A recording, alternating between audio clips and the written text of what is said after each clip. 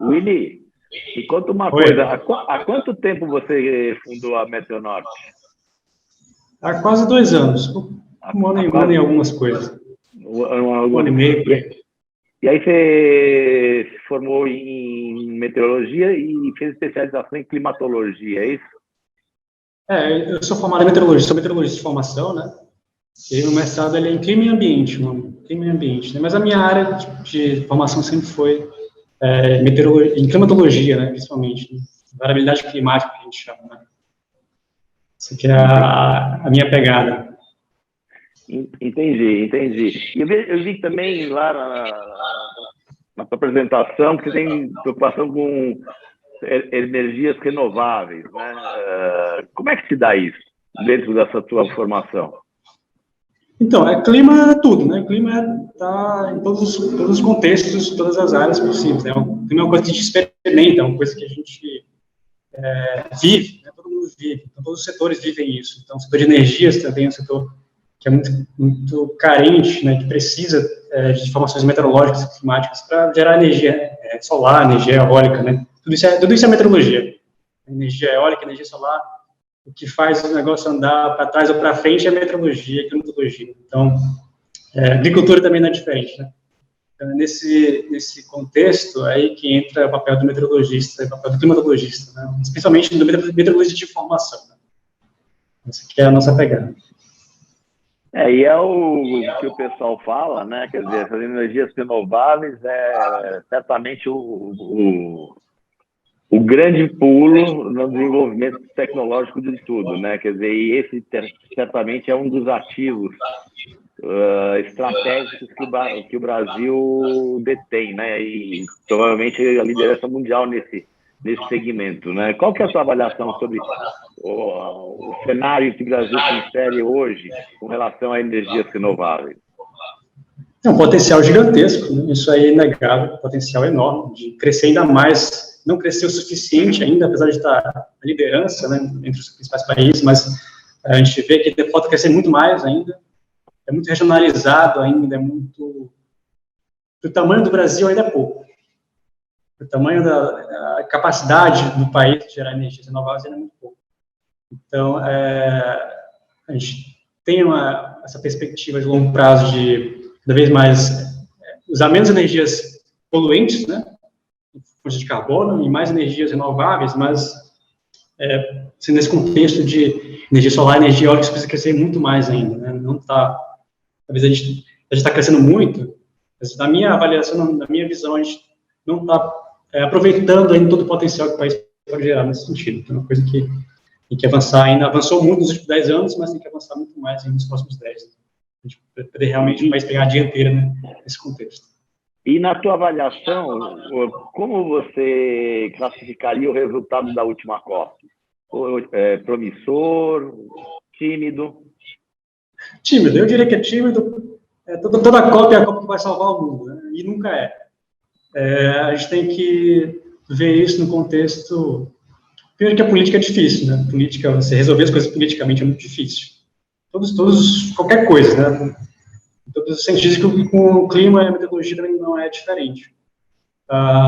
Então eu vejo que a última COP acho que não prometeu muita coisa, também não entregou tanto. Né? Acho que a COP anterior, no passado, foi muito mais promissora, assim, tinha uma expectativa muito maior em relação à última COP. Né? Mas desse ano eu achei que ficou muito abaixo do que a gente esperava, acho que ficou muito aquém do que a gente imaginava. Né? Alguns acordos não saíram, a gente também vê alguns países mais desenvolvidos não querem botar o dinheiro na mesa ainda, né? Que é a parte mais importante, né? Ter recursos para os países que sofrem mais com mudanças climáticas. Então, eu acho que ficou assim, muito abaixo do que a gente esperava. Né? Pelo menos para mim, acho que não avançou muito. Então, vamos esperar, como eu falei, aquela COP é a COP que vai salvar o mundo, nunca é. Então, vamos esperar se do ano que vem vai salvar o mundo, não. Vamos ver. Bom, tá bom. E agora, saindo desse mundo macro, né? Vamos, então, pensar um pouco no nosso bate-papo de hoje, porque eu, também como produtor rural, né, que a gente tem a percepção de que o clima tem trazido severos prejuízos para a agricultura, né?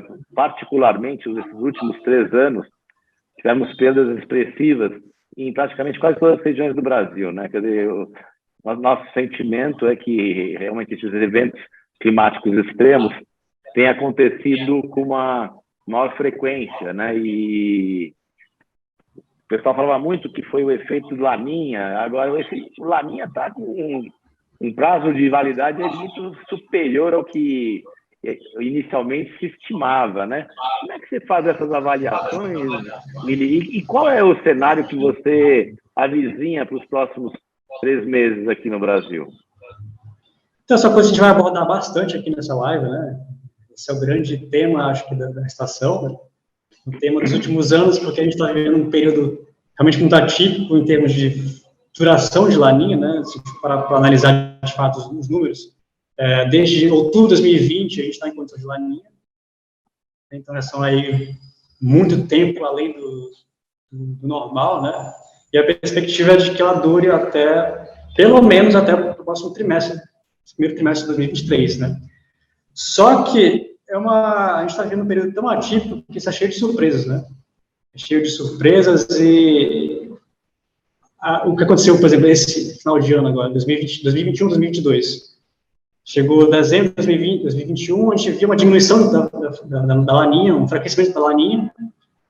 Só que aí o negócio foi se reforçando de novo, sabe? Foi aumentando, foi se resfriando cada vez mais.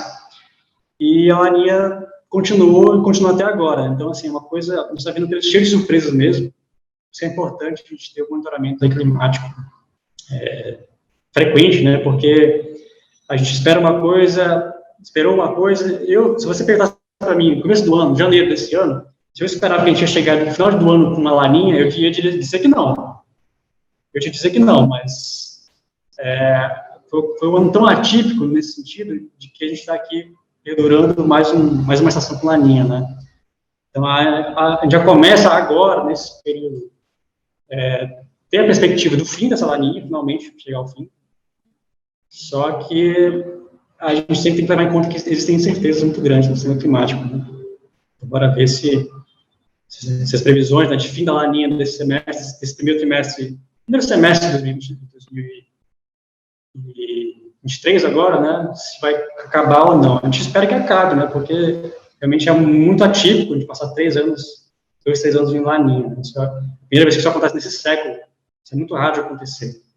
Bora ver. E eu vou apresentar isso com calma, nas transparências, a gente vai comentar bastante sobre o Laninha. Vai ser um tópico, assim, recorrente aqui nessa live. E o pessoal que está chegando também vê lá na live do Zoom, né, que vai ter a transparência, vai ter tudo lá o material certinho. Quem quiser acompanhar por lá também. Não, então, eu acho que é bacana a gente já começar a ver esses cenários, né?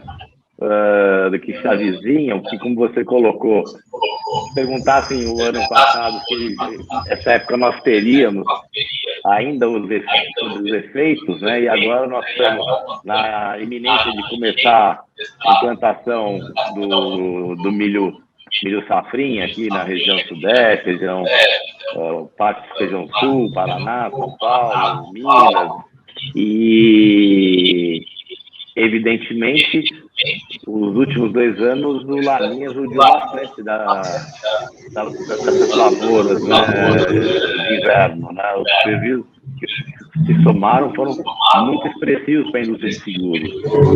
Qual que é a tua perspectiva para esses 90 dias, assim, mais ou menos? Você falou, vamos aprofundar um pouco essa avaliação, que eu acho que é isso que o nosso pessoal está acompanhando aqui, está muito interessado em observar, até para ter maior assertividade na programação, na implantação das lavouras, e, enfim. Então, a gente tem que pensar em termos de regiões, né? A região do milho safrinha, região do centro-oeste, um pouco do sul, sudeste, a gente está vendo, esse mês já começou com muita chuva nessas regiões.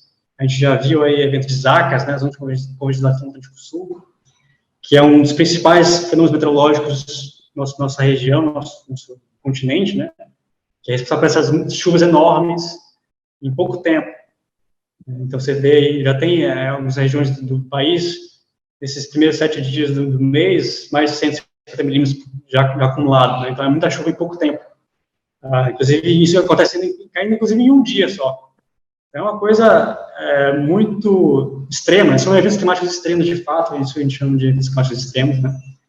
Não é coisa normal, não é coisa do dia a dia, isso realmente é extremo.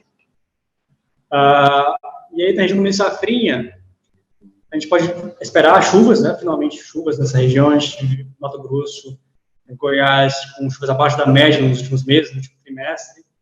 E aí, a perspectiva é que isso volte agora, com essas chuvas um pouco acima da média, né? Mas não tão acima da média, seja do meio safrinha.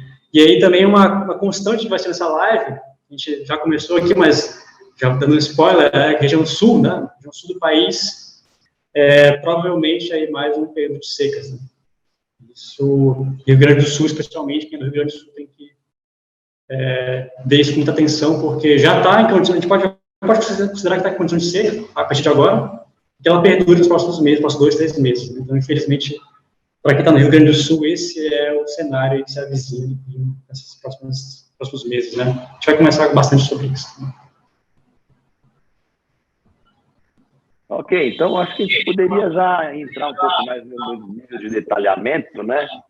O nosso pessoal já está meio apto a conseguir absorver as suas análises e suas avaliações. Beleza.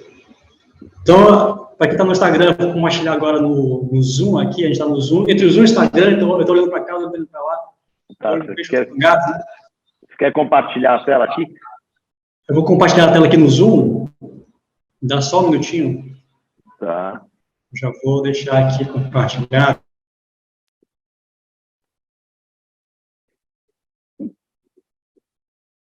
Consegue me ouvir aqui, Luiz? Certinho? Estou vendo, já abriu a sua tela aqui. Beleza. Consegue me ouvir também, né? Perfeito? Perfeito, áudio ótimo, perfeito. Áudio, perfeito, né? Então, a gente vai começar aqui, pessoal que está no Instagram, vai lá no Zoom, porque senão você vai ficar só olhando aqui eu e o Luiz, começando sem contexto, vai lá no Zoom, que eu estou mostrando algumas transparências, né? Uns mapas, uns gráficos que são interessantes para a gente acompanhar aqui. Então, quem está no Instagram, dá uma passadinha lá no Zoom. Então, aqui é só uma coisa básica, né, essa live de monitoramento aqui. Agradeço aí ao Luiz pela oportunidade da gente fazer essa live, né? Eu não sou muito acostumado a fazer live, para falar a verdade, então, sou Maria de primeira viagem, acho que o Luiz também, né? Então, quem segue a Meteo Norte, segue lá a Prisma Seguros no Instagram, né? Põe lá o material, a gente vai começando aqui hoje uma parceria que eu acredito que vai durar muito tempo, vai ser muito proveitosa. Então, só para uma pincelada aqui, quem sou eu, né? Sou meteorologista de formação, o Luiz me apresentou também muito bem, eu vou só dar uma pincelada aqui. Sou meteorologista de formação pela UEA, Estadual do Amazonas, né? Sou mestre em clima e ambiente, que é a minha especialidade, a minha área sempre foi clima, meu assunto, meu negócio é clima. Em todas as mudanças do clima, mudanças climáticas e variabilidade climática também. Também eu trabalho como diretor da Meteo Norte, né? Primeira microempresa de meteorologia, ciência de dados climáticos, né? Na região norte, no Amazonas, na região norte também. Sempre focando também no contexto do agro, mas também no contexto de energias, né? Então, para dar aqui um contexto, o que a gente vai ver nessa live, a gente vai falar do que aconteceu, a gente vai falar o que vai acontecer, né? Então, monitoramento presente, mas também monitoramento que a gente espera de tendência aí para os próximos 5, 6 meses, né? Em todas as regiões do Brasil. Vou falar aqui do que vai acontecer com chuvas, falar de acontecimentos de secas pelo Brasil, vamos falar aqui de temperaturas também, né? Muito importante. Riscos climáticos em relação a ondas de calor, ondas de frio. Falo também, lógico, que eu e o Luiz, a gente já pincelou aqui sobre a Laninha, né? A gente vai conversar também sobre isso. O que aconteceu, o que está acontecendo agora, né? O que vem acontecendo. E as previsões de chuvas, temperaturas também, as previsões do ENOS nos próximos 3, 4, 5 meses, né? Então, para quem está no Zoom, aí eu estou mostrando aqui agora esse mapinha. O que são esses mapas aqui? Primeiro ponto, né? São 2 mapinhas. Um é de acumulado de prestação, acumulado de chuvas, em novembro, né? O mês que terminou agora, novembro. Nesse ponto aqui. Do lado, é o que a gente chama de anomalia de prestação. A anomalia de prestação é de ver as regiões acima ou abaixo da média histórica de chuvas, né? Onde estiver acima, onde estiver abaixo da média. Então, com esse mapinha a gente consegue ver esses cenários aqui, né? Tudo espacializado aqui no nosso Brasil. Isso vale para novembro de 2022, o mês passado, o mês anterior, né? Esses dados são dados do CPC, que é o Climate Prediction Center, né? É um grande centro de monitoramento de clima em todo o globo. E aí, processados por mim aqui, estou mostrando para vocês o que a gente pode ver nesse mapa. Primeira coisa, aqui, essas regiões mais azuis aqui, esse azul mais forte, são regiões de muita chuva muito elevada. Então, aqui, o milho safrinha, aqui o Mato Grosso, o Goiás, aqui também Tocantins, aqui Minas Gerais, essa parte aqui mais ao norte de Minas Gerais, né? Muita chuva em novembro, chuvas muito elevadas, acima de 300 milímetros, né, em novembro. Regiões aí, tanto milho safrinha, também região da cafeicultura, muito importante, né? Muita chuva nesse mês. Na região sudeste, de forma geral, São Paulo não tem tantos acumulados assim, né? A gente vê aqui, então, a região aqui em branco, sem chuvas muito expressivas. Aqui entre o Paraná e Santa Catarina também muita chuva, né? A gente está vendo também agora, inclusive, muita chuva em Santa Catarina. Regiões aí de emergência, né? Por causa dos impactos das prestações. E Rio Grande do Sul também, aqui mais em branco, falta de chuva, né? Esse é o cenário do Rio Grande do Sul. Então, a gente olha aqui para o lado, onde está em marronzinho, aqui esse tom de marrom, são regiões, né, de chuvas abaixo da média histórica de novembro. Então, aqui toda a região centro-oeste, praticamente, o sudeste, que é a região de Minas Gerais, Triângulo Mineiro, aqui sul de São Paulo. Também, mesmo com os grandes acumulados de chuva aqui na região sul, a gente vê aqui, ó, abaixo da média, né, nesse último mês de novembro. A gente pode considerar um pouquinho mais também, alguns comentários a mais. Essa prestação aqui na região do centro-oeste, sul e sudeste, que é muita chuva, né, muitos acumulados muito expressivos, né, 200 milímetros de chuva em novembro, mas, né, boa parte dessas regiões aqui com chuvas abaixo da média. Isso para a agricultura é muito ruim, né?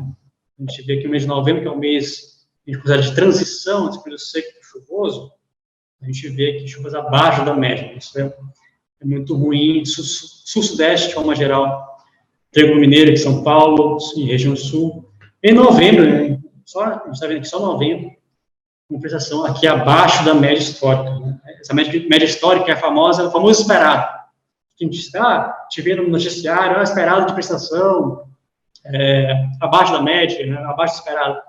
Esse esperado é essa média histórica, essa média tipo de normal climatológico. Né? Então, nos últimos 30 anos, então a gente vê, subtrai uma da outra e vê, estava acima ou abaixo da média. Né? Então, essas regiões aqui mais cinzas, aqui, mais marrons aqui, que são as principais regiões produtoras de grãos do país, chuvas abaixo da média aqui em novembro, né? Não novembro, não dezembro agora. Você está vendo aqui no mês que já terminou, o mês de novembro. O que mais você pode ver? Aqui de riscos climáticos, aqui a mesma coisa que a gente viu no slide passado, mas agora para os últimos 3 meses. Setembro para novembro, né? O que aconteceu em setembro para novembro? Aqui é o acumulado total de prestação dos últimos 3 meses, e aqui do lado é a média das anomalias. Então, aqui a gente consegue ver mais uma coisa muito importante, Luiz, que é a seca agrícola. Secas, elas têm vários mecanismos, várias escalas de tempo, né? Você tem seca meteorológica, seca agrícola e seca hidrológica, né? Cada seca tem uma escala de tempo específica. Secas agrícolas, né? Quando as faltas de chuva já começam a impactar negativamente a produção agrícola, a gente vê isso nos últimos 3 meses, né? Vê o cenário dos últimos 3 meses, e aí a gente consegue perceber as regiões de déficit hídrico maior ou menor. Então, aqui, na região do milho safrinha, né, a região centro-oeste, sudeste também do país, a gente vê as chuvas aqui. Isso aqui foi muito puxado pelo mês de outubro, né? Outubro também foi um mês muito chuvoso no centro-oeste. Então, aqui, ó, essa região aqui mais pouco chuvosa, né? Aqui entre o Paraná e Santa Catarina, muita chuva. Só que quando a gente olha pela média das anomalias, né, a gente vê essas secas agrícolas, ou secas mais agrícolas aqui no caso, Mato Grosso, Goiás, principalmente aqui, já vê chuvas abaixo da média, na média dos últimos 3 meses. Já configura aí seca agrícola de fato, né, seca agrícola, mas aqui já começa a impactar negativamente a produção agrícola nessas regiões. Um pouco aqui também no Triângulo Mineiro, em São Paulo, né, seca não tão grave, mas ainda já começa a ter um cenário mais de impacto negativo, né, na produção. Aqui no Paraná, muita chuva, né? Então, aqui é uma umidade muito elevada, então começa a ter inundações muito graves, né? É o cenário que a gente está vendo agora. E aí, como eu falei, no Rio Grande do Sul, pode falar, Luiz. Olhando esse mapa aí, que fala da anomalia de precipitação dos últimos trimestres, o mapa que dá do lado direito aí, que é abaixo da precipitação, olhando esse mapa, eu posso entender que o estado do Mato Grosso teve um estresse hídrico forte agora na implantação da soja, por exemplo. Exatamente esse cenário. O estresse hídrico, você quer chuva abaixo da média, né? E se tem chuva abaixo da média, você tem umidade de solo muito baixa. Então, essa aqui é o cenário seca, essa aqui já é seca agrícola, pode considerar tecnicamente como seca agrícola, nos últimos 3 meses, né? Como eu falei, é seca onde a falta de chuva já começa a impactar negativamente a produção de grãos, né?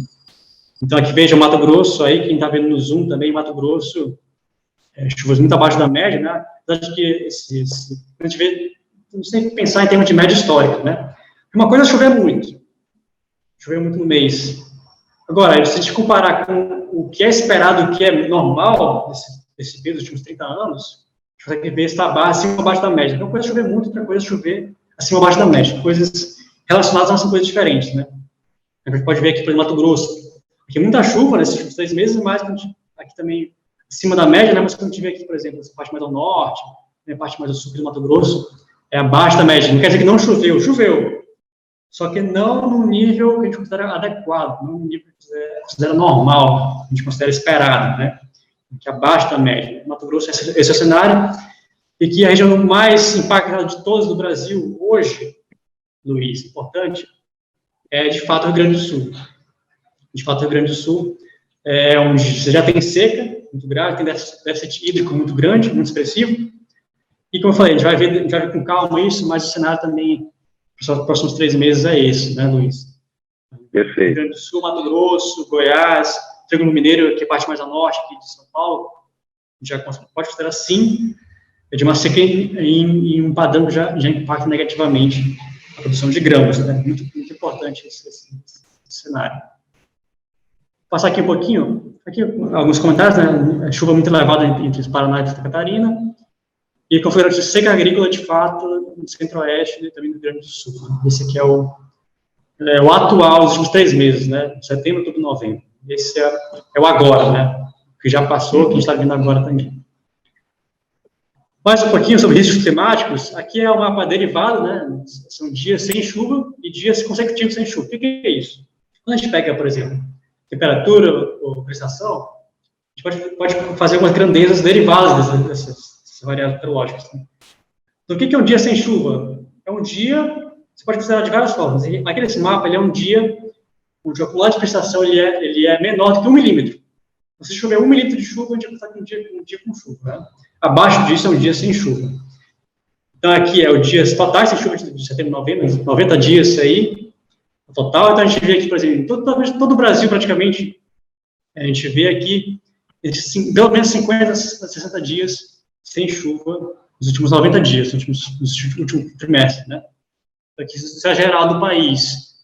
Só que, quando a gente olha para dias consecutivos sem chuva, o que é isso? São dias seguidos, né? Onde você tem uma sequência de dias secos, né? Até que ele é interrompido por um dia de chuva. Então, quanto de máximo de dias sem chuva nessas regiões do Brasil. Então, a gente vê aqui na região sudeste, também sul-sudeste, né? O máximo aqui entre 10 a 15 dias, né? 5, 10 dias aqui. O que isso quer dizer? Então, você tem 5 dias sem chuva, aí chove um dia, faz 1 milímetro de chuva, interrompe a sequência, aí 1, 2, 3, 4, 5, abaixo, aí o máximo que chega aqui é entre 5 a 10 dias sem chuva. Só que essa chuva, também, quando a gente está vendo, ela não é suficiente. Ela não é o bastante, né? Ela é fraca, ela não tem muita consistência, então a intensidade dessa chuva é muito baixa. E que a gente olha aqui, por exemplo, na região Nordeste, né? A gente vê a maior sequência de dias secos do país, mais de 30 dias, acima de 30 dias, né? Desse contexto aqui, 90 dias, nos últimos 90 dias. Então, aqui é a região do milho safrinha, aqui centro-oeste, você tem aí de 5 a 10, 15 dias sem chuvas, no máximo, né? Mas, no geral, Luiz, o cenário é que muitos dias, independente se é sem sequência ou não, muitos dias sem chuva, né? E quando a gente olha o dia sem chuvas, mapa de acumulado, de estação, a gente consegue ver, por exemplo, que não está chovendo com frequência, né? O que está acontecendo é que chuvas muito fortes num dia específico. Você tem um dia ali que chove muito e uma grande quantidade de dias sem nada de chuvas, né? Então, é uma pancada de chuva, interrompe a sequência, aí pancada de chuva de novo. É mais ou menos o que aconteceu nesses últimos 3 meses, né? Então, aqui também é importante uma região... Perdão, avançei demais, né? Importante aqui é o Mato Piba, né? Região importante aqui de produção de grãos no país, que viveu aí com a maior sequência de dias consecutivos sem chuvas do país, né? Isso também impacta diretamente a produção de grãos, porque você tem muitas chuvas muito intensas, mas são pouco frequentes. Esse aqui é o cenário aqui. Deixa eu avançar aqui um pouquinho mais. Aqui a gente já encerra a prestação, vamos falar de temperatura. E esse mês, Luiz, o que aconteceu? Uma coisa muito fora do normal. Aqui a gente tem, só para explicar que está no Zoom, aqui a gente tem temperatura média do país, né, novembro, e aqui a gente tem anomalia de temperatura, tá? Acima ou abaixo da média de temperatura. Então, o que é o cenário aqui? A região sul também, evidentemente, é muito fria, né? Só que esse frio, Luiz, ele foi atípico, né? A gente vê aqui do lado, aqui menos 1,5 grau abaixo da média, né? Aqui na região sul, centro-oeste também, sudeste, até um pouco que está no nordeste, né? Por quê? São ondas de frio muito intensas, né? E fora de época, inclusive, fora de época, porque novembro não é o mês que isso acontece. Então, a gente viu aí nas notícias temperaturas, inclusive granizo na região sudeste, né? Muito fora de época, e a cafeicultura também sofreu muito com granizo fora de época. A cafeicultura já vem sofrendo há muito tempo com granizo, mas também esse mês não foi diferente, né? Aqui, praticamente todo o Brasil, né? Principalmente na região produtora de grãos, centro-oeste, sudeste e sul, então a gente viu aqui temperaturas médias muito abaixo da média. Isso, o contexto também da agricultura é muito ruim, porque geadas, né? Geadas, granizos, tudo isso impacta negativamente a produção de grãos, né? E aqui, alguns comentários, essas ondas de frios, né? Muito atípicas de fora de época, derrubaram as temperaturas de todas as regiões. E entre os sudeste do país, muitas geadas e granizo, né? Que destruiu muitas lavouras aí das regiões. O que mais pode falar? Aqui também é um painel de risco climático, né? Aqui não é mais temperatura em si, mas é dias com temperaturas acima da média, acima de 35 graus, também dias com temperatura mínima abaixo de 10 graus. Então, aqui a gente consegue ver, por exemplo, ondas de calor e ondas de frio. O que a gente pode observar nesse mapa, aqui, essa região centro-oeste e também aqui no Mato Piba, né? Centro-oeste aqui, principalmente no Mato Grosso, de vários dias com temperatura máxima acima de 35 graus Celsius. Ou seja, já teve aqui ondas de calor, né? Ondas de calor são uma sequência de dias, temperaturas muito elevadas, né? Você tem temperaturas muito elevadas, falta de chuvas, isso é péssimo para a agricultura, porque isso agrava a condição de seca. Uma coisa é você ter umidade muito abaixo da média, mas isso é impulsionado pelas temperaturas muito altas. Então, inclusive, Tocantins, né, por exemplo, chegou a 41 graus. Né? Inclusive, Luiz, essa coisa que eu já comentava agora com previsão, na hora da previsão, é que quando você está acontecendo agora mais uma onda de calor para o sudeste do país, né? O Rio Grande do Sul também vai ser muito impactado. Só que nesses últimos 90 dias, a gente também viu aqui na região sul temperaturas muito baixas, né? Muito abaixo de 10 graus, né? Essa mancha azul aqui, expressiva, na região sul, são esses dias seguidos, com temperatura muito abaixo, né? Abaixo de 10 graus, inclusive, né? Aqui na região sul, também um pouco aqui no sudeste, sul de Minas, né? Temperaturas muito baixas nesses últimos 3 meses.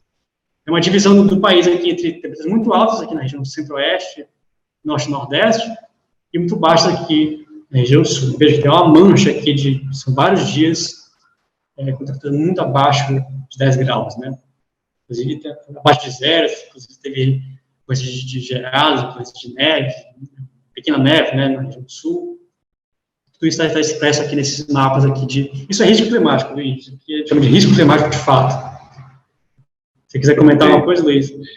Não, tá perfeito, tá bem clara a exposição. Beleza. Vamos seguindo, né? Aqui é de risco climático. E aqui, algumas comentários, né? O Mato Piba e o Mato Grosso são as regiões com altíssimas temperaturas, né? Em todo o país. Também as zonas de frio derrubaram as temperaturas no sudeste do país, né? São derivados também dos dados de temperatura e prestação do CPC, do Climate Prediction Center. Vamos seguindo aqui. E aí, vem aqui o principal, talvez, aqui o pessoal está mais interessado, que é o El Niño, né? El Niño Oscilação Sul. Chama de Laninha, mas o nome completo, né? Nome no cartório, no registro no cartório, do negócio, é El Niño Oscilação Sul, né? Aí tem uma fase positiva e tem uma fase negativa. A fase positiva a gente chama de El Niño, a fase negativa a gente chama de Laninha, né? Mas o nome no cartório, quando tinha o nome completo, é El Niño Oscilação Sul, porque é um fenômeno que ele é acoplado entre o oceano e é acoplado com a atmosfera. Então, se você tem mudança no oceano, você tem resposta na atmosfera. E, em termos de padrões de chuvas e temperaturas ao longo de todo o globo, né? É o principal modo dominante de variabilidade do planeta. O que a gente está vendo aqui, porque está no zoom, a gente está vendo aqui o planeta Terra, né, mas virado para a região Pacífico tropical, que é a região onde o El Niño atua, de fato. Quando a gente fala de El Niño, a gente tem que pensar que é um negócio que acontece no Oceano Pacífico, né?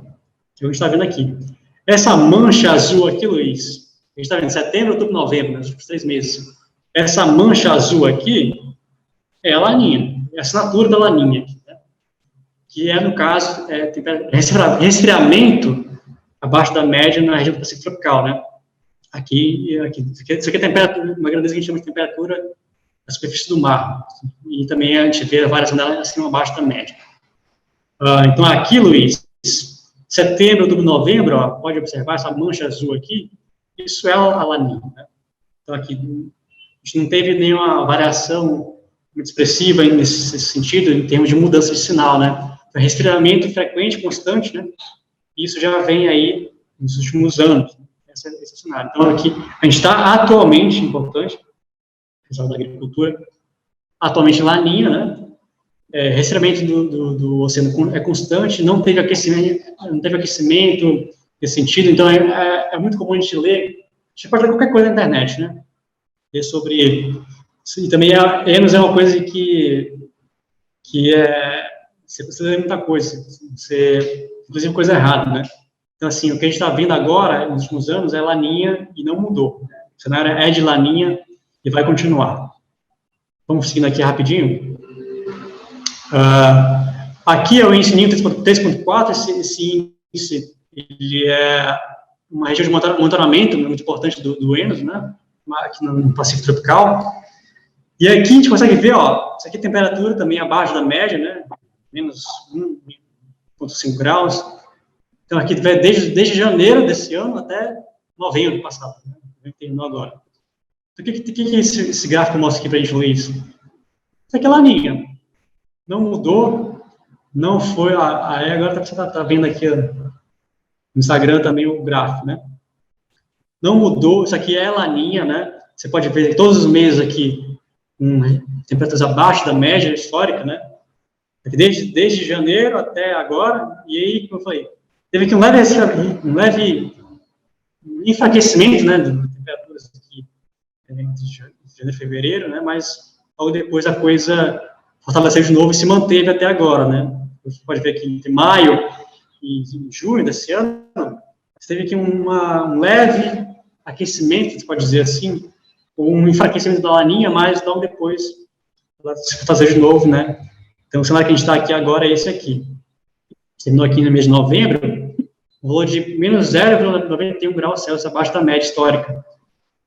Na categoria de Laninha, Luiz, isso é Laninha fraca. Laninha fraca, né? Tive aqui abaixo de 1 grau, a gente começa a considerar como Laninha moderada, tempestade moderada. E isso, Luiz, é o cenário de agora, o cenário atual, de Laninha, né? Que é o que a gente vai perdurar agora, mas não subestime porque é fraca, né? A gente pode Não subestimem porque a laninha está fraca, não sei o quê, não vai ter impacto. Não subestimem a laninha porque ela prega surpresas na gente. Né? O cenário agora atual é de laninha. Aqui a gente já começa aquelas previsões, né, de fato. Aqui para dezembro desse mês, né, as previsões são permitidas em novembro. A gente vai ver agora a previsão de dezembro, janeiro, fevereiro, até o próximo trimestre. Né? Então, dezembro, a gente está vendo isso agora. Muita chuva, né? Entre o Sudeste, Minas Gerais, Santa Catarina, chuvas muito acima da média, e isso consequência direta das ACAS, né? Dos zonas de convergência do Atlântico Sul. Que é responsável por essas chuvas muito acima da média em curto espaço de tempo, né? Que é essa faixa que vai desde o norte até o sudeste, que é a clássica, é a pegada, a assinatura das ACAS, né? Então, para o mês de novembro, né, elas já estão gerando muitas chuvas, né? Estão gerando muita chuva aqui desde o norte até Minas Gerais, em São Paulo, né? Já passava aqui pelo Mato Grosso, Goiás, né? Toda essa faixa aqui, ó, está vendo essa escadinha aqui, onde as ACAS vai passar.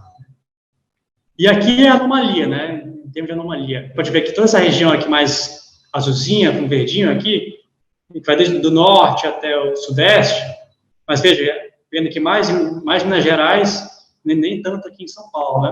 São Paulo está branco porque não é significativo.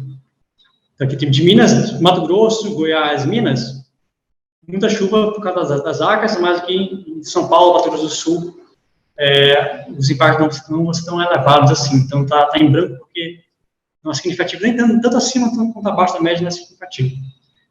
Então, aqui na região sul, especial aqui no Rio Grande do Sul, né? Chuvas muito abaixo da média, né? Então, vai perdurar aí essa condição de seca, né? A gente viu aqui, por exemplo, mais no litoral também de Santa Catarina, que é onde está ocorrendo essas chuvas muito, muito intensas, né? Muito acima da média, mas várias regiões também, de Santa Catarina e Paraná também, em dezembro até agora, nesses 27 dias, não estão tendo acumulação tão elevada assim, né? A região mais impactada por essas chuvas vai ser Mato Grosso, Goiás, Minas Gerais. Né? E nesse mês que a gente está passando agora, em dezembro. Isso é consequência direta das ACAS, né, Luiz? O que vai acontecer agora. O que está acontecendo agora e deve prognóstico para esse mês. Para janeiro, a gente não vai ter desse cenário. É importante, só para comentar um pouquinho, isso aqui é um acordo, né, uma média de modelos climáticos, né? São 4 modelos climáticos que eu peguei aqui, do setor europeu, o UKMO, que é na Inglaterra, o DWD, que é o Deutsche Wetterdienst, está na Alemanha, o UNICEF, que é nos Estados Unidos. Isso aqui é a média dos 4 modelos, dos 4 principais modelos climáticos, né? E o que eles concordam entre eles? Lógico, tem modelos que colocam mais chuva ou menos chuva, mas você faz a média, você vê o que eles concordam entre eles, nesses 4 modelos principais, né? E o acordo entre eles é o que a gente está vendo nas previsões, né? Aqui em janeiro, ano que vem, muita chuva aqui também no norte, até Mato Grosso, Goiás também, aqui vai chover bastante também em Minas, mas também em São Paulo, mas a gente olha para as anomalias, Luiz, vai estar próximo da média histórica, né? Nem tão acima, nem tão abaixo, né? Aqui vai estar mais focado aqui na região norte mesmo, mais chuvas mais intensas. Mas entre centro-oeste, sul-sudeste, centro-oeste e sul, centro-oeste e sudeste, você vai estar entre abaixo, acima da média, mas nada assim, muito específico, né? Aqui a gente pode ver aqui uma coisinha bem suave aqui na região sul, e a gente vê aqui umas chuvas um pouco abaixo da média histórica também, né? Quer dizer que então o desenvolvimento das lavouras nesse período é dentro de um cenário de média histórica, né? Quer dizer, não é média histórica.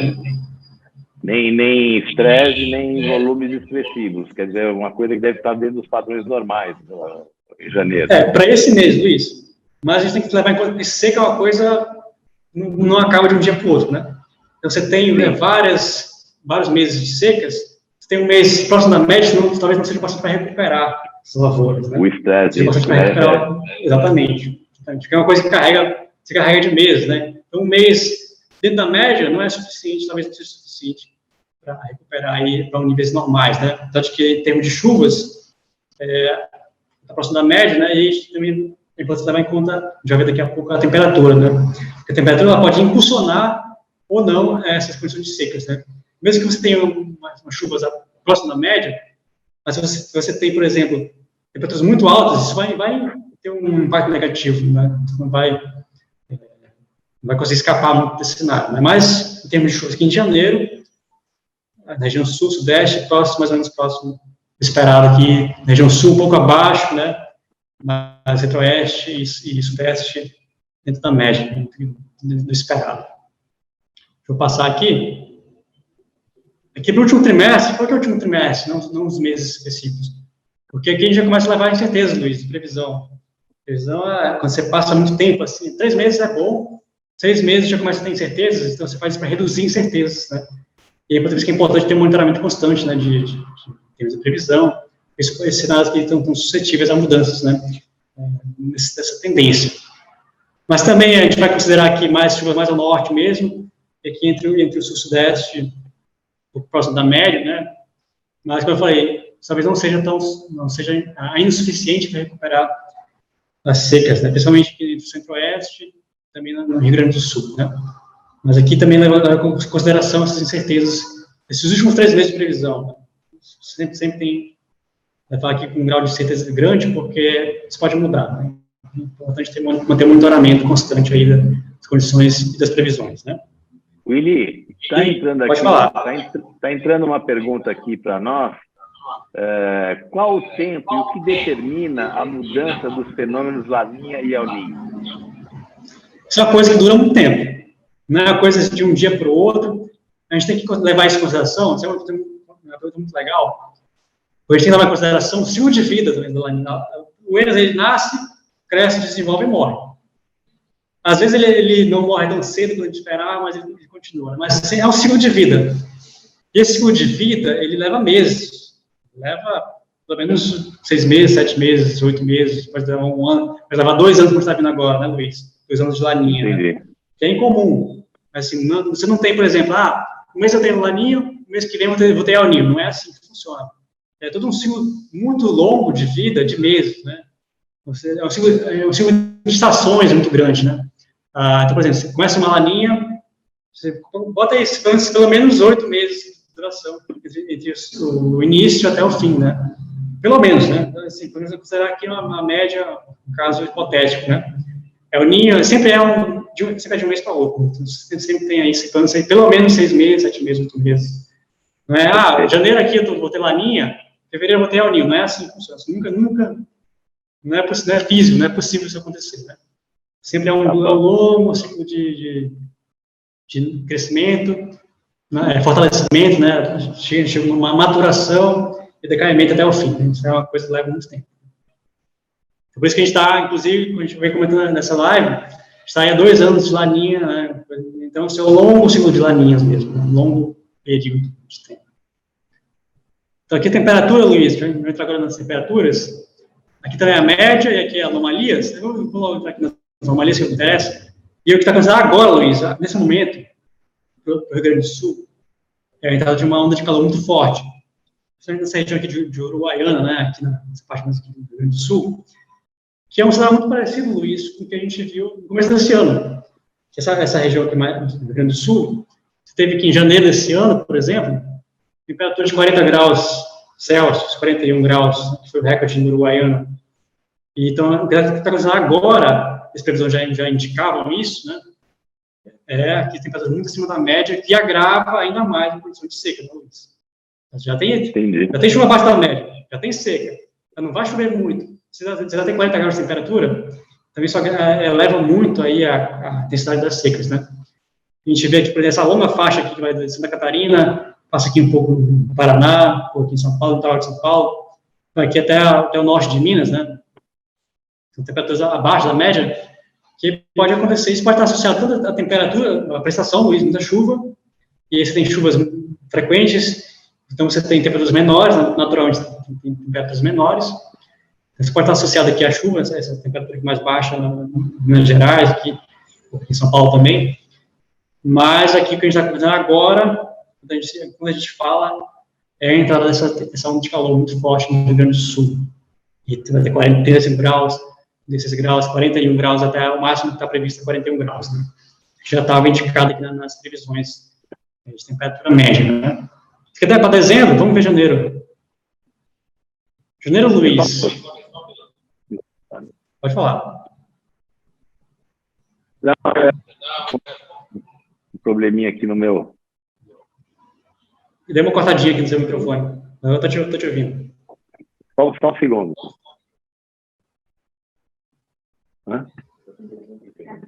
Tô te ouvindo, Luiz. Oi. Voltou. Não, é que eu estava com um probleminha técnico aqui. Os universitários já me deram réu. Não tem problema. Vamos continuar aqui, então, já para janeiro, temperatura para janeiro.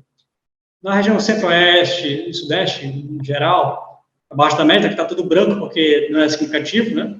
Aqui em São Paulo, essa manchinha aqui mais vermelha, né?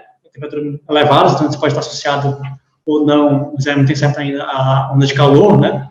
Porque essa região aqui, ó, essa pequena manchinha aqui vermelha, as temperaturas assim, acima de 1 grau na média do mês inteiro, né? Mas você pode ter extremos muito elevados em relação a essa média. Também aqui no Rio Grande do Sul, Luiz, mais uma vez, né, temperaturas muito elevadas. Essa região aqui, que é uma região também de produção de grãos muito, muito importante, né? Já vem sofrendo com seca desde o ano passado. Então, é muito provável, as previsões indicam aqui esse aquecimento muito forte aqui no Rio Grande do Sul, né? Tem problema aí, Luiz? Consegue me ouvir? Problema aí? Estou te ouvindo sim, Willi. Estou te ouvindo bem. Beleza. Então, aqui, Luiz, Rio Grande do Sul, ó, você está vendo no Rio Grande do Sul, aqui, temperatura ainda assim, muito acima da média, então, aquecimento muito forte. Já é um padrão de secas, né? Então, isso vai agravar ainda mais aí, a seca nessa região, né? E aqui, Luiz, último trimestre, né? Como eu falei, último trimestre a gente já tem certeza muito grandes, né? Aqui a gente faz a média para reduzir o máximo possível. Aqui também, centro-oeste e sudeste, nada muito significativo, mas levando em consideração também incerteza, né? Certeza que grande a previsão. E também, novamente, aqui o grande cenário aqui do Rio Grande do Sul, de também manter temperatura acima da média nesses últimos meses. Então, a gente já está vendo dezembro até média de fevereiro, março, abril, temperaturas muito elevadas, né? Então, assim, já tem falta de chuvas, já tem onda de calor, então o cenário é o pior possível para a agricultura do Rio Grande do Sul, né? O Rio Grande do Sul realmente é o patinho feio da apresentação, né? É o que está com... É o filme de terror aqui. É só notícia ruim, porque chuva abaixo da média, está previsto. Então, mesmo nos meses, Luiz, você vai ter aí chuvas próximas da média, mas temperaturas muito elevadas elas vão aumentar ainda a gravidade das secas, né? Então, para quem está no Rio Grande do Sul, infelizmente, ele não tem notícias muito boas, não, aí para a produção agrícola nesses próximos 6 meses, né? 5, 6 meses aí. Mas para o resto, entre o sudeste, centro-oeste, vai estar muita chuva, mas também vai estar entrando no período aí próximo da média histórica, né? Que é bom. É bom, a gente muito safrinha, é bom, né? Razoavelmente bom. Mas para quem está no Rio Grande do Sul, infelizmente, notícias não são muito boas aqui dessa live.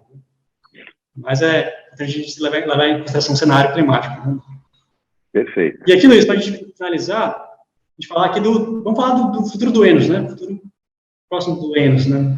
Aqui é a previsão do IRI, né? Que é um instituto muito forte aí de previsão de El Niño, Laninha, né? O que é esse gráfico que a gente está vendo aqui? Esse gráfico é um gráfico clássico, para quem é meteorologista. Essa barrinha azul aqui, Luiz, ela é probabilidade de Laninha. Essa barrinha cinza aqui, ela é neutra, neutralidade, nem El Niño, nem Laninha. E a barrinha aqui vermelha já é probabilidade de El Niño. Vamos com calma aqui. Isso aqui é nos próximos trimestres, novembro, dezembro, janeiro, fevereiro, fevereiro, março, né? O que esse gráfico mostra para a gente? Primeiro que a gente está em Laninha. Já falei, já está em Laninha. Então, a perspectiva aqui agora, as previsões de novembro, né? A Laninha ela diminua, se enfraquece, né? Ao longo dos próximos trimestres. DJF enfraquece.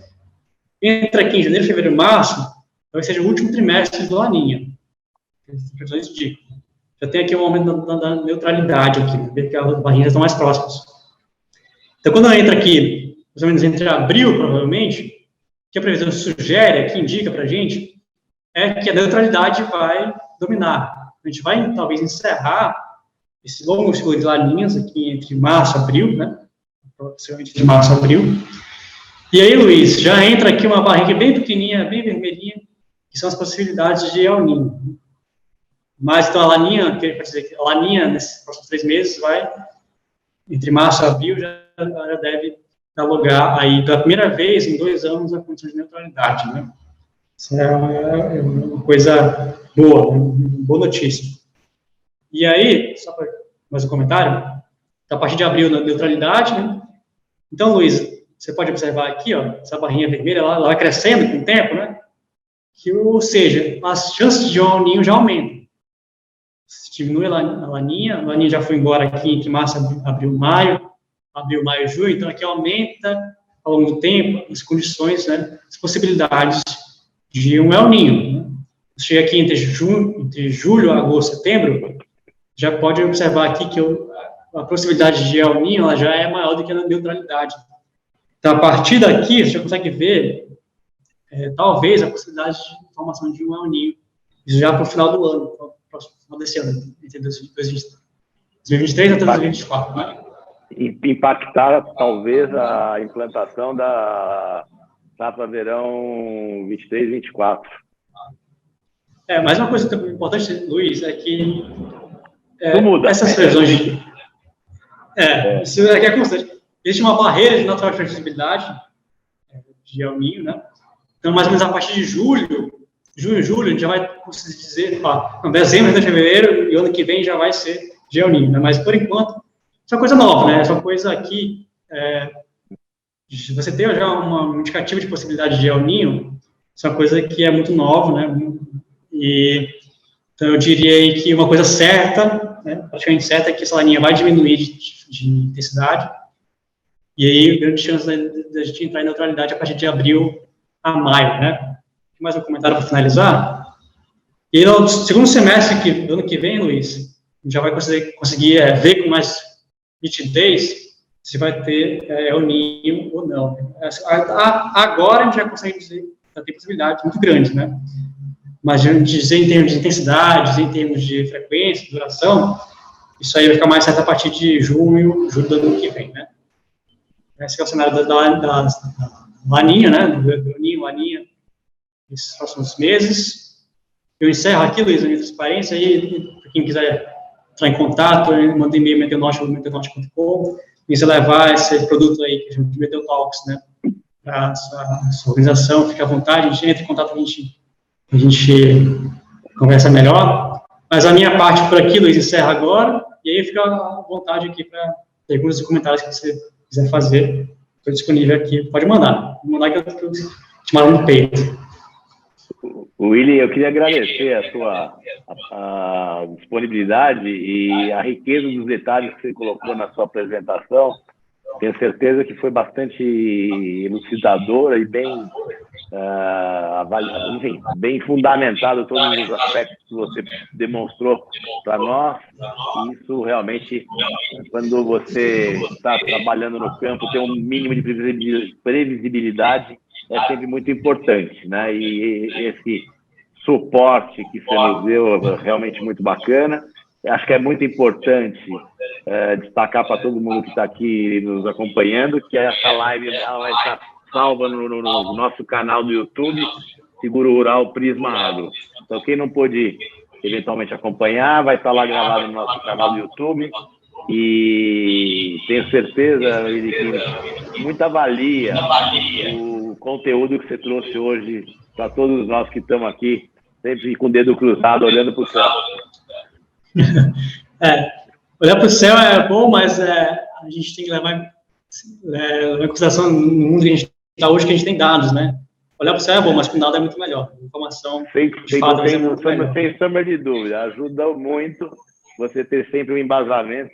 Viva a ciência, né, Willy? Viva a ciência, viva a tecnologia. É isso aí. E a meteorologia, Luiz, sempre esteve na fronteira da tecnologia, sempre esteve na fronteira da ciência, né? Que é o fino do fino mesmo, né? Então, agradeço a oportunidade, foi muito bacana. Estou toda à disposição aí dessa parceria que vai durar muito tempo aí entre a Meteonorte e a Prisma, né? Com certeza. Sem dúvida, Willy. Muito obrigado, Willy. Valeu, pessoal que acompanhou. Até a próxima, pessoal. Tchau, tchau. Pessoal, obrigado, agradeço a todos que participaram. Até logo.